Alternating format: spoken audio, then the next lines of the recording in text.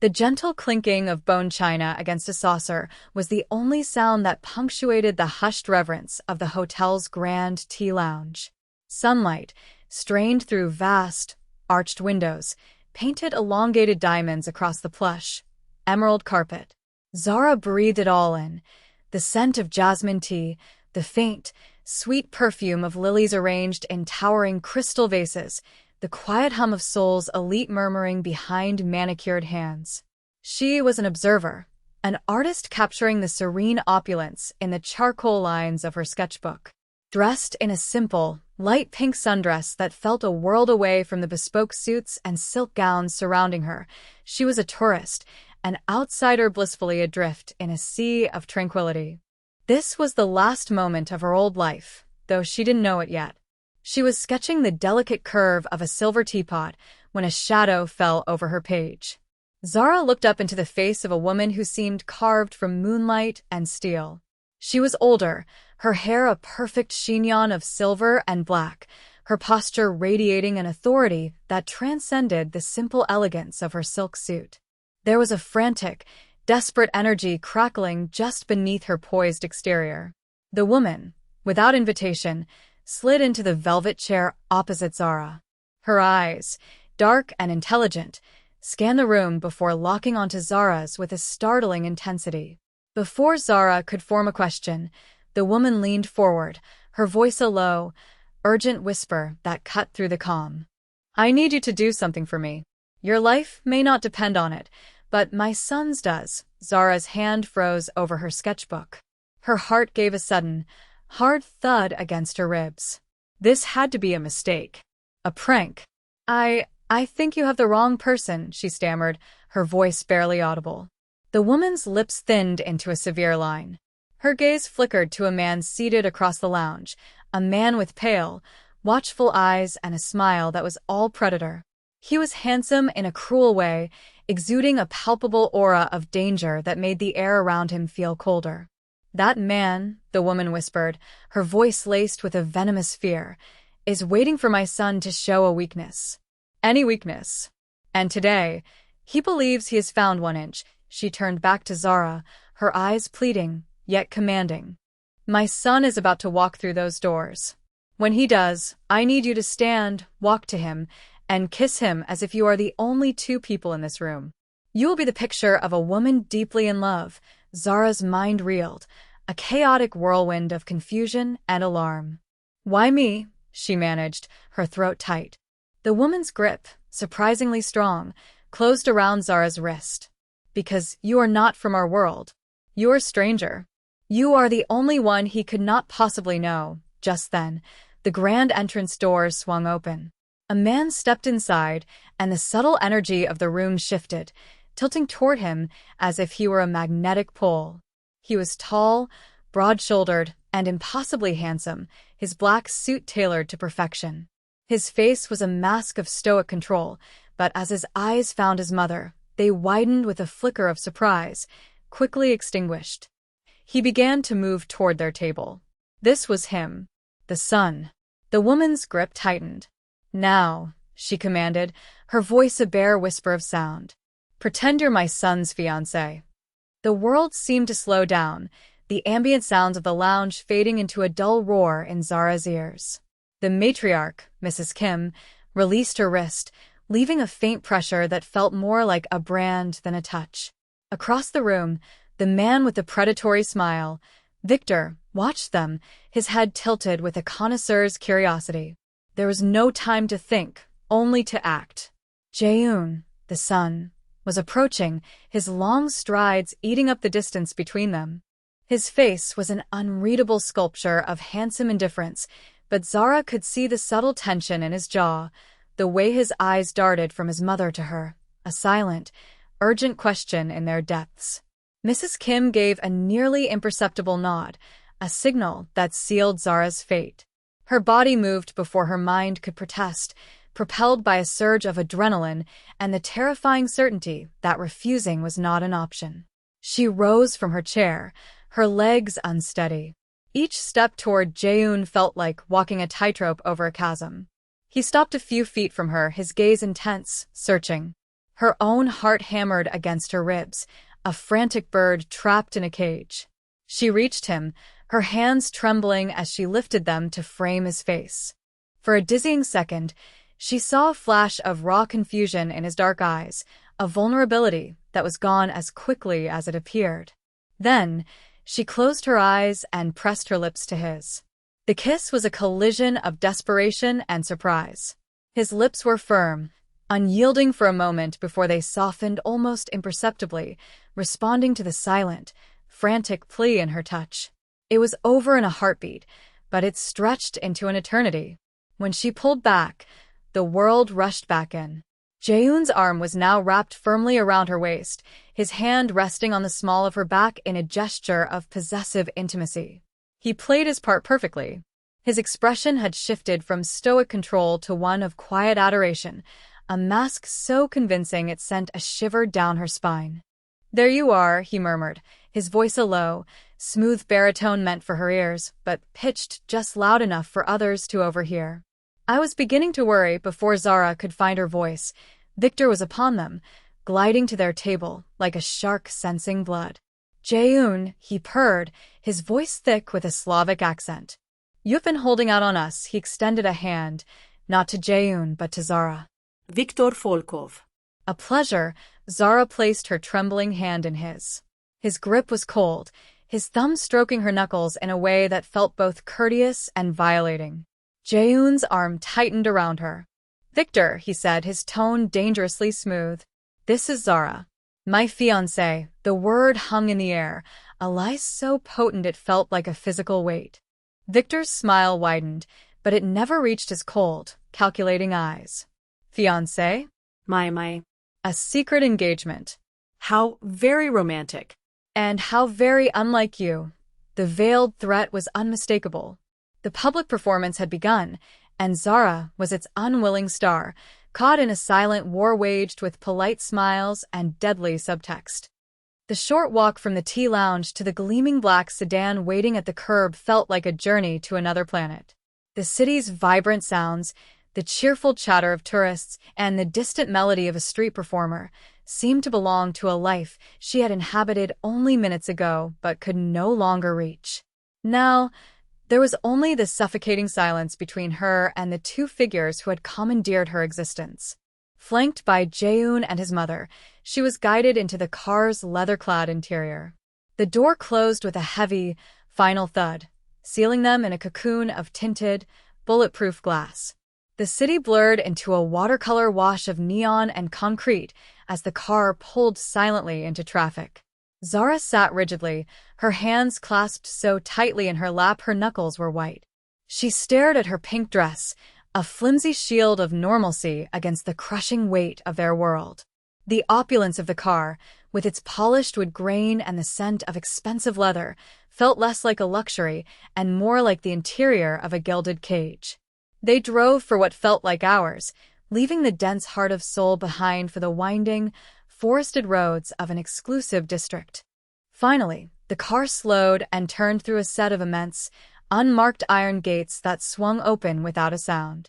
They swept up a long, private drive, flanked by ancient pine trees that stood like silent sentinels. The Kim family estate was not a house, it was a fortress. A sprawling, magnificent structure of dark wood and gray stone, it blended traditional Korean architecture with a stark, modern defensibility. High walls, almost invisible against the lush landscape, encircled the property, their tops glinting with the subtle menace of advanced security. Inside, the air was cool and still. Zara was led through a series of grand, minimalist rooms, each decorated with priceless art and antiques, yet possessing the austere, impersonal feel of a museum. She was brought to a large study, where a man stood with his back to them, gazing out a floor-to-ceiling window at a meticulously manicured garden. He turned as they entered. This was Mr. Kim. If his wife was steel and his son was controlled fire, he was the unyielding mountain from which they were forged. He was not a large man, but his presence filled the room, his silence more commanding than any shout. His dark, piercing eyes moved over Zara, not with judgment, but with a chillingly thorough assessment. He was weighing her, measuring her, calculating her utility. She was convincing, Mrs. Kim said, breaking the silence. Mr. Kim gave a slow, deliberate nod. His gaze remained on Zara. "My son's life was in your hands today," he said, his voice a low, gravelly rumble. It wasn't an accusation, but a statement of fact. "We are grateful," gratitude, Zara thought, felt terrifyingly close to ownership. For this deception to hold, Mr. Kim continued, his voice leaving no room for argument, it must be flawless. "Viktor Volkov is not a man who overlooks details. He will have his people looking into you by now. When they do, they must find a story that is airtight." He gestured to a chair. "You will be staying with us. You will learn our history. You will become part of our family in every way that matters to the outside world. To leave now is to paint a target on your own back. You are a part of this now." The only way out is through." Zara's protest died in her throat. The finality in his tone was absolute. The choice had never been hers at all. Later, after his parents had left them, Jaehoon escorted her to a sprawling suite of rooms that were to be hers.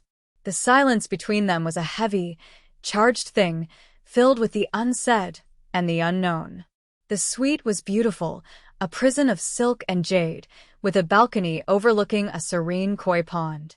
But the windows didn't open more than a few inches, and a discreet, dark-suited guard was stationed at the end of the hall. Jaehoon finally spoke, his back to her as he stared out at the darkening garden. "My father is right. Leaving is not an option." His voice was flat, devoid of the false warmth he'd shown in the lounge. "Victor has seen your face. If you were to disappear now, he would know today was a lie. He would see it as a weakness, an opening. And he would strike." Zara found a sliver of her own anger, a spark of defiance in the overwhelming sea of fear. "And what happens to me when he decides to strike anyway? Am I just collateral damage?" He turned to face her then, and for the first time, she saw a crack in his stoic facade. A flash of something that looked like regret, or perhaps fury at his own powerlessness to change the circumstances. "I will not let anything happen to you," he said, the words low and intense. "You are under my protection now, which means you will follow my rules. You do not leave this estate without me. You do not speak to anyone outside this family without my permission. You trust no one. Is that clear?" It was a command, not a question. Zara simply nodded, her throat too tight to speak. He seemed to hold her gaze for a moment longer than necessary, a silent, complex assessment passing between them before he turned and left, closing the door softly behind him. Alone at last, Zara sank onto the edge of the enormous silk-covered bed, her body trembling with delayed shock. It was then that her phone buzzed on the nightstand, a lifeline to a world that no longer felt real. She snatched it up. The screen glowed with a picture of her best friend, Chloe, grinning on a beach. "Zara." "Oh my God, you will not believe the market I found in Insadong." Chloe's voice was a cheerful, sun-drenched wave of normalcy that crashed against Zara's new reality, and the impact was devastating. "They have these amazing handmade brushes. I bought you a set. Are you having a good time?" "You are so quiet today." Zara squeezed her eyes shut, fighting back a sob. She looked around the opulent room, her gilded cage. "Yes," she lied, her voice a strained whisper. "I'm having an amazing time. I met someone." The life felt like acid on her tongue, a bitter confirmation that every part of her life, from this moment on, was now a performance. The next morning began the systematic dismantling of Zara Adebayo, the visiting artist, and the construction of Zara, the beloved fiancée of Kim Jae-hoon. The process was orchestrated by Mrs. Kim with the precision of a military campaign. A team of stylists descended upon her suite, their arms laden with designer garments in muted, expensive tones of cream, charcoal, and navy. Her comfortable, colorful dresses were whisked away, replaced by silk blouses, tailored trousers, and elegant sheaths that felt like costumes. "Subtlety is strength," Mrs. Kim had instructed, her eyes appraising Zara's new form in a three-way mirror. "You must look timeless, untouchable." An etiquette coach, a severe woman with a tightly wound bun, spent 2 hours schooling her on the intricate art of pouring tea, the correct way to address various elders and business associates, and how to maintain a serene, pleasant expression even under intense scrutiny. It was suffocating. Every gesture, every word, was being polished and perfected, stripping away her own spontaneous warmth and replacing it with a calculated grace. Jaehoon was a constant, brooding presence through it all. He sat in on the sessions where they constructed their shared history, his contributions clipped and concise. They decided on a chance meeting at a gallery in London, a whirlwind romance cultivated over long-distance calls, a quiet, private proposal. The details felt hollow and absurd, a fictional love story for a fictional couple. Yet, during these sessions, something began to shift. Forced to spend hours in close proximity, a different kind of tension began to simmer between them, one that had less to do with danger and more to do with an unwelcome, undeniable awareness of each other. Zara found herself watching him, noticing the fine lines of exhaustion around his eyes, the way he would rub a faded scar on his left knuckle when he thought no one was looking. He, in turn, would watch her, his gaze lingering when she spoke, a flicker of something unreadable in his expression when she laughed at a particularly absurd detail in their fabricated past. The most terrifying part was how quickly she was adapting. The fear was a constant, a cold knot in her stomach, but she was learning to function around it. The constant performance was becoming a second skin. One afternoon, while being briefed on the family's public-facing business holdings by a prim security advisor, Zara needed a glass of water. As she walked down a long, quiet corridor toward the kitchen, she passed a half-open door. The voices from within were low and urgent, not meant for her ears. "Victor's men hit the Busan shipment," a gruff voice said. "4 of ours are gone. They didn't even try to take the product." It was a message the blunt, brutal words stopped her cold. This was the reality beneath the silk and porcelain, a world of violence and death, of messages sent in blood. She backed away slowly, her heart pounding, the cold knot of fear tightening its grip. As she rounded the corner, she nearly collided with a young man who had been approaching from the other direction. He was handsome, with a charming, easy smile that was a stark contrast to Jaehoon's stoicism. "Whoa, there," he said, steadying her with a hand on her arm. "You look like you've seen a ghost." He introduced himself as Minjun, Jaehoon's cousin. His demeanor was warm and reassuring. "Don't let this place intimidate you," he said with a conspiratorial wink. "The bark is much worse than the bite. Jaehoon may seem like a thundercloud, but he's a good man. I'm glad he's finally found someone. If you ever need a friend, or just someone to talk to who isn't a bodyguard, I'm here." His kindness was a balm, but as he walked away, a prickle of unease traced its way down her spine. His questions had been friendly, but just a little too probing about how she was really feeling, how she was really handling the pressure. It was a feeling she couldn't shake. Later that evening, Mrs. Kim decided they needed to be seen as a believable couple, which, in her mind, required them to be able to dance together at an upcoming charity gala. A string quartet was assembled in the cavernous ballroom. As Jaehoon took her in his arms, the professional distance they'd maintained dissolved. Her hand rested on his shoulder, his on her waist.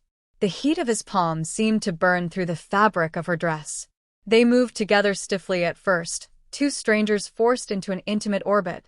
But as the sad, sweet melody of the cello filled the air, their bodies began to find a rhythm. The world narrowed to the space between them, the scent of his cologne, the soft brush of his jacket against her cheek.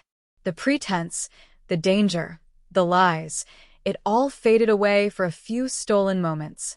He looked down at her, his dark eyes vulnerable for the first time. "You are a fast learner," he whispered, his voice rough with an emotion she couldn't name. And in that quiet, shared moment, a new and far more complicated danger was born. The night of the Washin Charity Gala arrived like a verdict. The air in the Kim estate was thick with a nervous, electric energy. For Zara, it felt like being prepped for battle.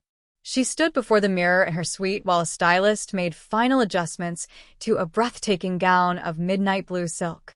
It was a masterpiece of understated elegance, designed to command respect, not just attention. But it felt like armor, heavy and foreign. "Remember your posture," Mrs. Kim advised, observing her from the doorway. "Your smile is a shield. Tonight, every person in that room will be watching you, judging you. They will be looking for a flaw in the story. Do not give them 1 inch." Her words were a chilling reminder of the stakes. This wasn't a party. It was a performance on a hostile stage. The grand ballroom of the hotel was a glittering battlefield. A sea of Seoul's most powerful figures, draped in jewels and designer suits, mingled under the brilliant light of crystal chandeliers. The air hummed with whispered conversations and the clinking of champagne flutes. To Zara, every glance felt like scrutiny, every polite smile a potential threat. Jaehoon was a formidable presence by her side, his hand a constant, reassuring weight on the small of her back. He navigated the treacherous social currents with an effortless grace, introducing her with a quiet pride that felt unnervingly real. She played her part, smiling until her cheeks ached, murmuring the correct pleasantries, her mind racing to recall the names and affiliations she had been forced to memorize. And then she saw him. Viktor Volkov moved through the crowd like a panther, sleek and dangerous in a perfectly tailored tuxedo. He was holding court, a circle of sycophants laughing a little too loudly at his remarks. When his cold eyes found theirs, he excused himself and began to glide toward them. Jaehoon. "And the lovely Zara," he purred, his smile a predatory slash. "You make a stunning couple." An unexpected one, I must admit. His gaze swept over Zara, lingering with an insolent appraisal. He usually prefers less complicated assets. The insult was a deliberate provocation, a poison dart aimed at her, but intended for Jaehoon. Zara could feel Jaehoon tense beside her, a low growl of fury rumbling in his chest. But before he could respond, a strange, steely calm settled over her. She was tired of being a pawn, a frightened girl in a pink dress. She met Viktor's gaze directly, her chin held high. "Jaehoon doesn't choose his assets, Mr. Volkov," she said, her voice clear and steady, cutting through the ambient noise. "He chooses his family." The silence that followed was electric. Viktor's smile faltered for a fraction of a second, a flicker of surprise in his cold eyes. Jaehoon looked down at her, his expression a mixture of shock and something that looked intensely like pride. She had not only defended herself, she had claimed a place, drawn a line in the sand. From across the room, she saw Jaehoon's cousin, Minjun, watching the exchange. As Viktor finally turned away, his veneer of courtesy now chillingly thin, Zara saw Minjun subtly catch the eye of one of Viktor's lieutenants standing near the bar.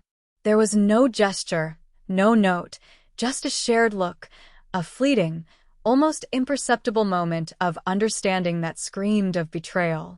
A cold dread washed over her. The greatest threat wasn't always the one staring you in the face. The thought had barely formed when one of Jaehoon's main security men appeared at his elbow, his face pale and grim. He leaned in, whispering a few urgent words. The transformation in Jaehoon was instantaneous and terrifying. The carefully constructed mask of the calm businessman shattered, replaced by the cold, brutal fury of a commander on the verge of losing a war. His eyes were black with rage.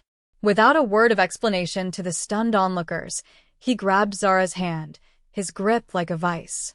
"We're leaving," he bit out, his voice a low, vicious snarl. Now he pulled her through the crowd, his security detail materializing around them, clearing a path. The curious, shocked faces of Seoul's elite became a blur. The music, the laughter, the glittering chandeliers all faded into a distant memory as they were plunged from the deceptive light of the gala into the raw, urgent darkness of the unknown. The chaos of their exit was a violent blur. Jaehoon's security detail moved with brutal efficiency, parting the sea of stunned socialites like a ship's prow through water. The air outside the hotel was cold, a stark shock after the ballroom's warmth. They were bundled into the back of the waiting sedan before the doors had even fully opened, the engine roaring to life and peeling away from the curb with a squeal of tires that ripped through the night's polite facade. Inside the car, the silence was a roaring vacuum. Jaehoon stared out the window, his jaw a rigid line of granite, the city's neon lights flashing across the furious planes of his face. He hadn't let go of Zara's hand. His grip was painfully tight, an anchor of rage in the swirling storm of his emotions. Zara watched him, her own fear a cold, metallic taste in her mouth. This was the man behind the mask, stripped of all pretense. The controlled businessman was gone, and in his place was a predator who had just seen his territory violated. "What happened?" she finally dared to ask, her voice small in the cavernous interior of the car. He turned his head slowly, his eyes meeting hers. The fury in them was so raw, so potent, it made her flinch. "Victor didn't just come to the gala to trade insults," he said, his voice a low, chilling growl. "While he was smiling in our faces, his men were hitting a private cargo port we control in Incheon. The one my father was personally overseeing tonight." The blood drained from Zara's face. "Mr. Kim, the formidable, unshakable patriarch. Is he?" "He's alive." Jaehoon cut her off, the words sharp as broken glass. "He wasn't on site, but many of our men were. It wasn't a raid, Zara. It was a massacre. They executed everyone. They didn't take a single thing." He finally released her hand, running his own through his perfectly styled hair, disrupting its order. It was a gesture of such profound frustration and grief that it humanized him more than any smile ever could. "It was a message. The one you intercepted tonight was for show." This was the real 1 inch. He leaned his head back against the leather seat, closing his eyes for a brief moment. "He's declaring war." The car sped through the night, a black arrow aimed at the heart of a brewing storm. Zara looked at Jaehoon, at the man burdened by a weight she could barely comprehend, and felt a new emotion stirring beneath her fear, a fierce, protective instinct. She reached out, her fingers hesitating for a second before gently resting on his clenched fist. He didn't pull away. His fingers uncurled, his hand turning to tentatively entwine with hers. It was not a gesture of romance, but of shared humanity in the face of impending darkness, a silent acknowledgement that they were in this together, whether they had chosen it or not. The estate was on high alert. The serene fortress had become a military command center, dark sedans sweeping up the drive and men in sharp suits speaking in low, urgent tones into earpieces. The atmosphere inside was suffocatingly tense. Mr. Kim was already in his study, a formidable, silent statue of contained rage, while Mrs. Kim directed staff and security with the cool, efficient authority of a general. Zara felt like a ghost, drifting through the hallways, completely out of her depth. She was a liability, a civilian caught in a war zone. She retreated to her suite, the silken prison feeling more constricting than ever. She stood on the balcony, wrapping her arms around herself as she stared into the dark, manicured gardens. The cool night air did little to calm the frantic beating of her heart. She heard the soft click of the door opening behind her, but didn't turn. She knew it was him. Jaehoon came to stand beside her, the silence stretching between them, thick with the night's tragic events. He had shed his tuxedo jacket and tie, his white shirt was unbuttoned at the collar, and he looked utterly exhausted. "You should try to get some sleep," he said, his voice rough. "I can't," she confessed, her voice a whisper.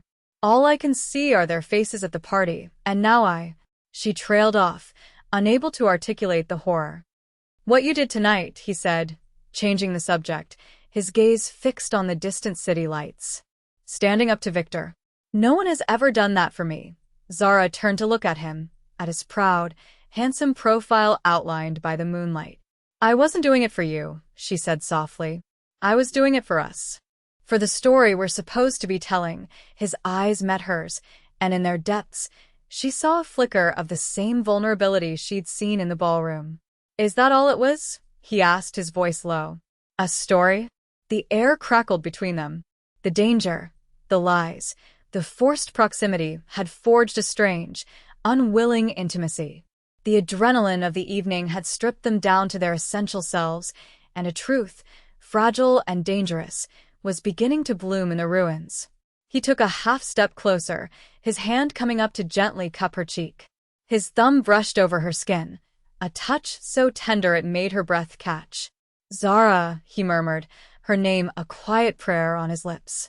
"When I saw you walking toward me in that tea lounge, I thought my mother had lost her mind. I saw a complication I didn't need." He paused, his gaze searching hers. "Now, "I think you may be the only thing that makes any sense in all of this." He leaned in, and this time there was no pretense, no audience.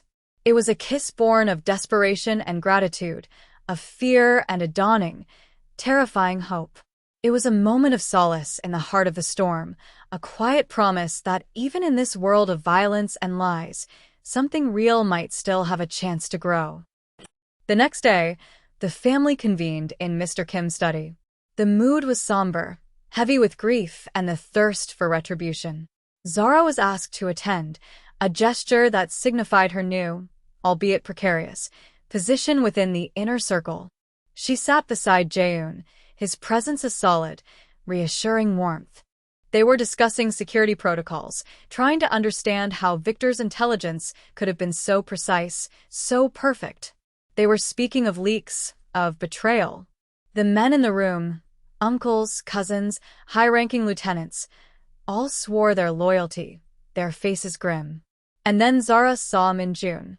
He was the picture of sorrow, his charming smile replaced with a look of pained concern as he spoke of the men they had lost. But Zara's mind kept replaying that moment at the gala, the fleeting, almost invisible look that had passed between him and Victor's man. It was nothing, a phantom of her overstressed imagination, perhaps. But it felt like everything. Her heart hammered against her ribs. To speak up was to risk everything. She was the outsider, the fake fiancée. Accusing a blood relative, Jaeun's own cousin, was an act of insanity. But to stay silent felt like a betrayal of her own. As Min-jun finished speaking, his words of loyalty hanging in the air, Zara took a shaky breath. "It was you," she said, her voice quiet but carrying in the suddenly silent room. Every head turned to her. Min-jun's face registered a perfect, wounded confusion. "I beg your pardon?" he asked, his voice laced with disbelief. Mr. Kim's eyes narrowed, two chips of obsidian fixed on her. "Explain yourself," he commanded. Her voice trembled, but she forced herself to meet his gaze. "At the gala. After the confrontation with Victor. I saw you. You looked at one of his men. It was just for a second, but it wasn't a casual glance. It was a signal." Min-jun let out a short, incredulous laugh. "This is absurd. She's hysterical." The pressure has clearly gotten to her, and Uncle standing near the window nodded in agreement. "The girl is new to our world. She sees shadows where there are none," but Jaeun didn't look at Zara with doubt. He looked at her with a chilling stillness, his mind clearly working, connecting unseen dots. He remembered Min-jun's subtle probing, his friendly questions about Zara's state of mind, his constant, low-level resentment over Jaeun's position as heir. He turned to face his cousin. "Where were you 2 nights ago, Min-jun?" he asked, his voice dangerously calm. "I was at my apartment." Min-jun scoffed, though a flicker of panic crossed his features. "Alone? That's a lie," Jaeun stated flatly. "I had you followed.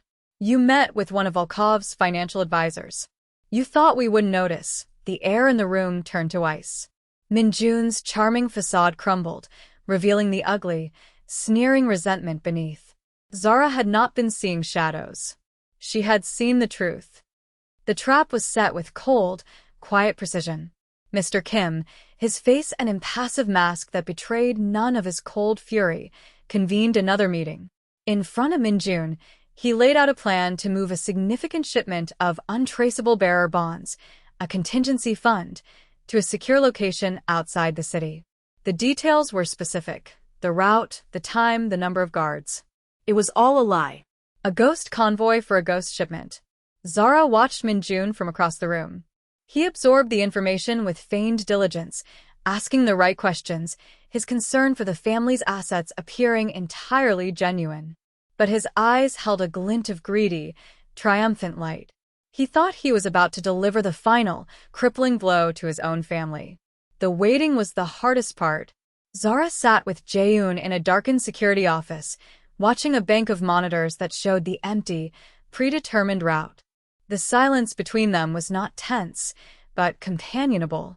He had trusted her, his faith in her instincts absolute, and in doing so, had forged a bond between them stronger than any lie they had ever told.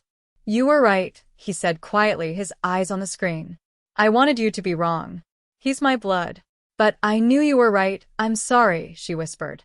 He shook his head, a muscle working in his jaw. "The weakness isn't in seeing the truth. It's in refusing to." An hour after the ghost convoy was meant to have departed, a report came in over the secure channel. A heavily armed team, bearing the unmistakable strategic signature of Viktor Volkov's mercenaries, had ambushed the designated route. They had hit an empty road, a trap sprung on nothing but air. The betrayal was confirmed beyond any doubt. Minjun was summoned back to the study. He walked in with a swagger, expecting praise, only to find himself facing his father, his uncle, and Jaeun, their expressions as unforgiving as a winter sky. The evidence was laid out, irrefutable. His secret meetings, his offshore bank accounts suddenly flush with money from a shell corporation linked to Volkov. His face paled, his charming smile dissolving into a panicked sneer. "He offered me more," he spat, his composure finally breaking. "More than you ever would. I was always second best. The charming cousin, the useful nephew, but never the heir, never the one with real power." Mr. Kim stepped forward, his small stature seeming to loom over his treacherous nephew. He didn't raise his voice. He didn't have to. "Power is not taken," the patriarch said, his voice a low, lethal rumble. "It is earned. Through loyalty. A lesson you will now have a lifetime to contemplate." Two guards stepped out of the shadows. They took Minjun by the arms. He didn't struggle.